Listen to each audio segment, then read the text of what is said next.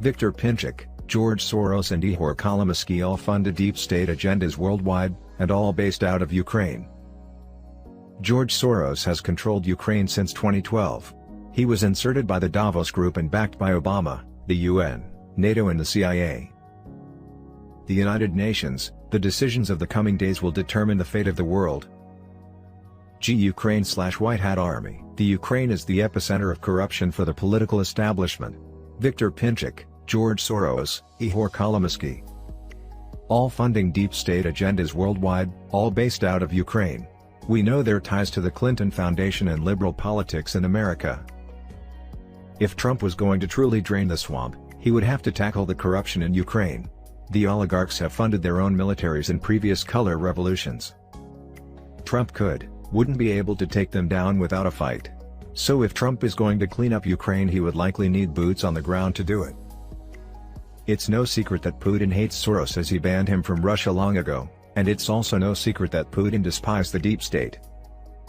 Tactics of implementing color revolutions to overthrow pro-Russian leaders and install ones that would play ball with the deep state.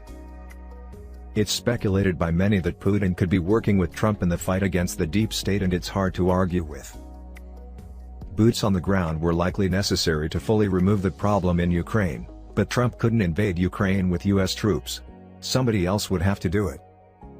However, if somebody like Putin were to do it while Trump was president, it would make Trump look weak and the media would have a field day. What better time to clean up the mess in Ukraine than with Biden in office? Kills two birds with one invasion. You make the Biden administration and the MSM look like fools, while taking on the deep state in one of the most corrupt countries on the planet.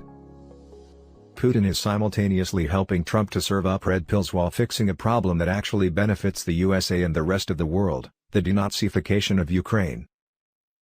The Secretary General of the United Nations has stated that Ukraine has not applied for border registration since 1991, so the state of Ukraine does not exist. Therefore, it can be assumed that Russia is not committing any rights violations in relation to Ukraine. Since Russia is the legal successor of the USSR, this is confirmed by the decisions of international courts on property disputes between the former USSR and foreign countries.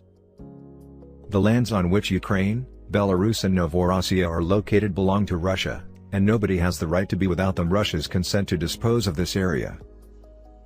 Basically, now all Russia has to do is declare that this area is Russian and that everything that happens in this area is an internal matter of Russia.